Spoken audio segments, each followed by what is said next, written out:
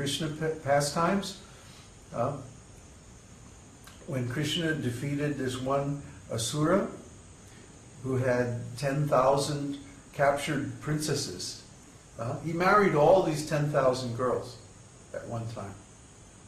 So Krishna had 10,108 queens in Dwarka, and they were these same sages, like that. So this is how Krishna works.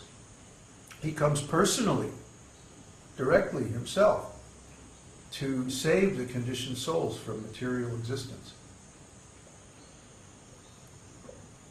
Why? Because of the compassionate nature of Radharāṇī. Radharāṇī is also the queen of compassion.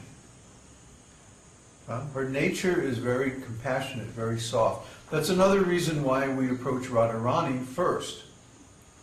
We approach Krishna through Radharāṇī. Because if Radharāṇī says, oh Krishna, there's this conditioned soul and he really wants to come and serve you, please release him from the material world. And Krishna is certain to do it. So we worship Krishna by worshiping Radharāṇī, serving Radharāṇī, learning the ways of conjugal love through Śrīmatī Rādhārāṇī, who is her mood is as a village girl. She's a simple village girl, and she loves to enjoy life, and she has very strong love for Krishna. Constitutionally, she's Krishna's lover.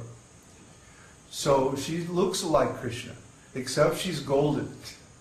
And when you see them together, sometimes you wonder, oh, which one is who? The only way you can tell is by the color. And even sometimes then it's tricky. It gets too intimate. So we don't want to talk about the intimate pastimes of the Lord in a public program because it's not appropriate. But among our close devotees and disciples, we do talk about these things because they're important for our self-realization. So if you are attracted to this kind of worship of Krishna, then there are many confidential literatures that you should read, beginning with Lalita Madhava, Vidagdha Madhava by Rupa Goswami, Ujjvala Nilamani by Rupa Goswami, and all that. But first, of course, you should read Śrīmad Bhagavatam, the 10th canto, and Chaitanya Charitamrita, which discusses all these topics in detail, at least the principles of them. And then once you understand all these things, you can go into the confidential conjugal pastimes of the Lord, and then you won't misunderstand. The greatest danger is that someone will hear about the conjugal pastimes of Radha and Krishna and consider them material. This is very dangerous. Actually, the material conjugal love in this world is simply a perverted reflection of the actual conjugal love in the spiritual world. In this world, the things that are considered very degrading, very sinful, and nasty are the reflections of the highest things in the spiritual world. The spiritual world and the material world are like the original and the reflection. So in this world, the lowest things are the highest things in the spiritual world. It's completely backwards. So we should understand these things properly, not speculate on them. That's our understanding of Śrīmatī Rādhārāṇī. So are there any questions? Questions. How many people are logged in? Bruce, Laura, Luciano, Peter, and Swaga. Kind of a small group today. Not yet. No questions. The lowest things here are the highest things there. Right. I can see really low. I mean, I'm going, how can that? So I won't speculate. Let them go and get rid of it. Well, let me give you a small example. Connor's question is, the lowest things in the material world are the highest things in the spiritual world, so, you know, that's, how low can you go? How high can you go? Well, for example, in the spiritual world, Radha and Krishna aren't married. Radha is married to somebody else, Abhimanyu. But still, every night she sneaks off and meets Krishna in the forest, and they have conjugal pastimes. Shocking. Why? Why aren't Radha and Krishna married? In fact, there was even, who was it? One group of sadhus sent a delegation to Rupa Goswami, saying that you must write a book about the marriage of Radha and Krishna. Otherwise, everyone is going to think that Krishna is immoral. And you run into this argument in India now. Sometimes people will say, oh no, we don't worship Krishna because Krishna is immoral. He's dancing with other men's wives in the forest. So, you know, we don't like this.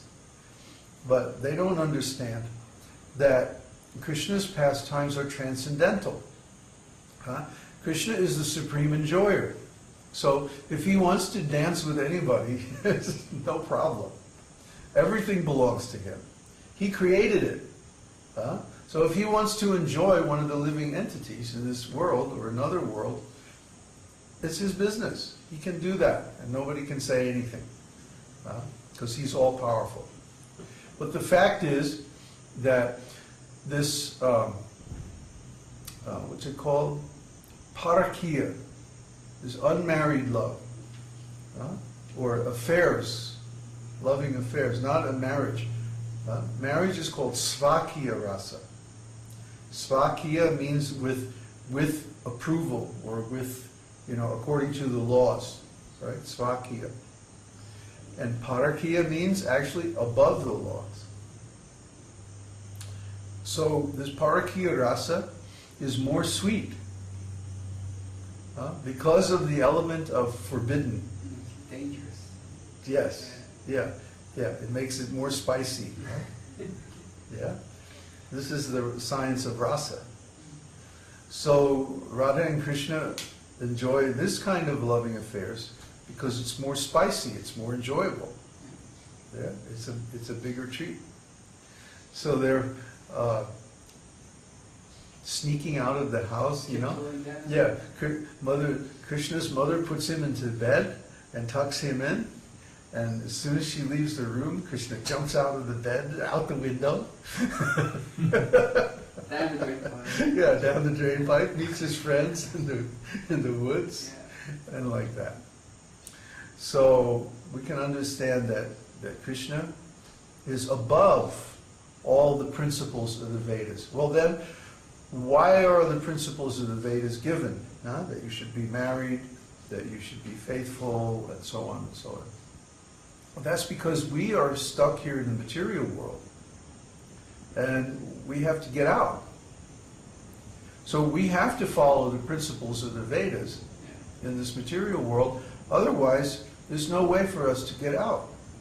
If we keep performing sinful activities and keep generating karma, it's going to be impossible for us to ever get out of this material world. Krishna doesn't have to worry about that. He's ever liberated.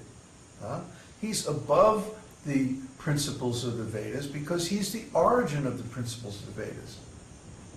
So when Krishna wants to do something, there's absolutely no limitations on his activities at all. He's God. He's the Supreme. He's absolute. Whatever he does is good. In fact, the definition of what is good is that Krishna approves of it.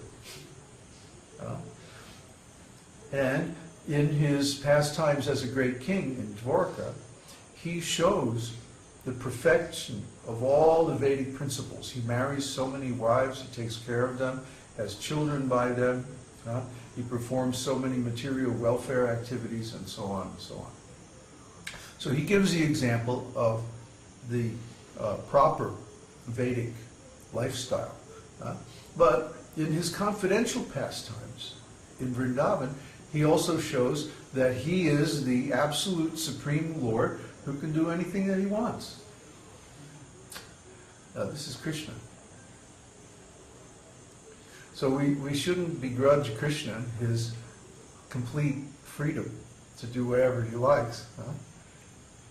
But at the same time, we should follow the rules set down in the Vedas because those are for our benefit. We're not above the law. Krishna is, but we're not.